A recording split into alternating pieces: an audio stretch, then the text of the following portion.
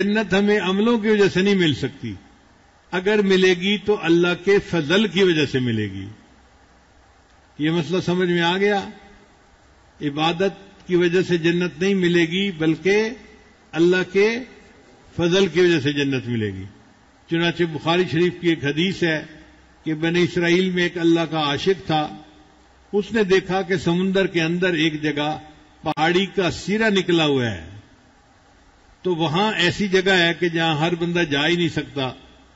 اس نے چاہا کہ میں پہاڑی کی چوٹی پہ کمرہ بناتا ہوں اور میں یہاں اللہ کی عبادت کروں گا، کوئی ڈسٹرب کرنے والا میرے پاس آئے گا ہی نہیں۔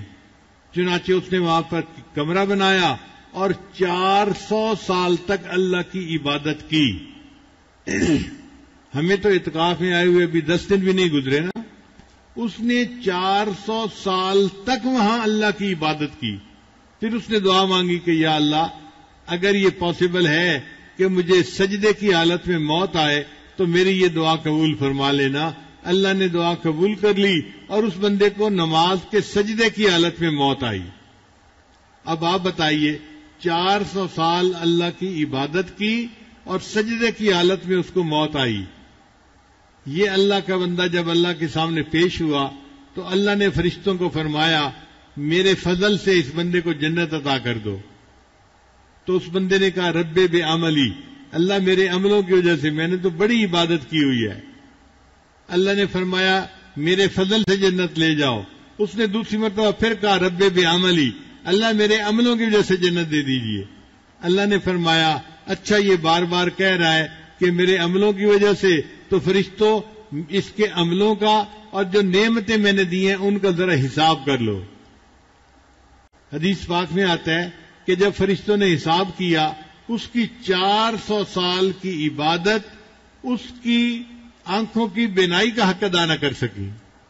اللہ نے فرمایا میرے بندے تیرے 400 سال کی عبادت میری بینائی کا حق ادا نہ کر سکی، میں نے تو اس کے علاوہ بھی تمہیں نعمتیں دی تھیں، تو بولتا بھی تھا، سنتا بھی تھا، کھاتا پیتا بھی تھا، بیوی سے بھی جو ہے وہ لطف اندوز ہوتا تھا، اولاد بھی تھی، کتنی نعمتیں میں نے تجھے دی، تو نے تو حق ادا نہیں کیا۔ میرے فرشتوں لے جاؤ اس کو جہنم میں۔ اب جب جہنم کا حکم ہوا نا تو بندے نے رونا شروع کر دیا، اللہ بس اپنے فضل سے جنت دے دیجیے۔ تو اللہ نے اس 400 سال عبادت کرنے والے بندے کو بھی اپنے فضل سے جنت عطا فرما دی۔ چنانچہ نبی علیہ السلام نے ارشاد فرمایا کہ ہر بندے کو اللہ کے فضل سے جنت ملے گی۔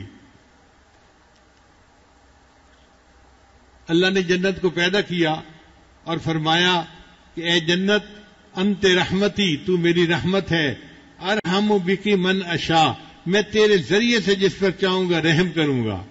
تو اللہ اپنے فضل سے اپنے رحم سے جس کو چاہیں گے جنت دے دیں گے، حقدار کوئی نہیں بن سکتا، کوئی کتنا ہی نیک کیوں نہ ہو، کتنا ہی ایڑی چوٹی کا زور کیوں نہ لگایا ہو، کوئی اپنے عملوں کی وجہ سے جنت میں نہیں جا سکتا، اللہ کے فضل کی وجہ سے جا سکتا ہے۔ اس لیے فرماتے ہیں الثواب فضل والعقاب عدل، یہ یاد کر لیجئے، الثواب فضل والعقاب، اگر اللہ ہمیں جنت عطا فرے تو یہ اس کا فضل ہے، اور اللہ اگر کسی کو سزا دے تو یہ اللہ کا عدل ہے۔ الثواب فضل والعقاب عدل، تو اگر جنت ملے گی تو اللہ کے فضل سے ملے گی۔ اس لیے اپنے عملوں پہ بھروسہ مت کریں، میں نے اتنی تلاوت کی، میں نے اتنی نمازیں پڑھی، میں نے اتنا دین کا کام کیا، میں نے اتنا ذکر اذکار کیا، بھئی جو بھی کیا ہمارے اعمال ہمیں جنت میں نہیں پہنچا سکتے۔ ہمیں جنت میں پہنچنے کے لیے اللہ کی رحمت کی ضرورت ہے، اللہ ہم پہ ترس کھا لے اور اپنی رحمت سے جنت کا فیصلہ فرما دے۔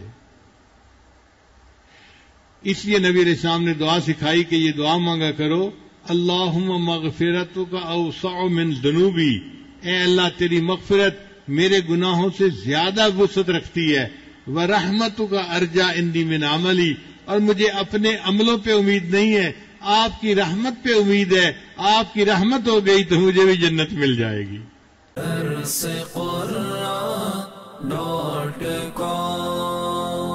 www.darsequran.com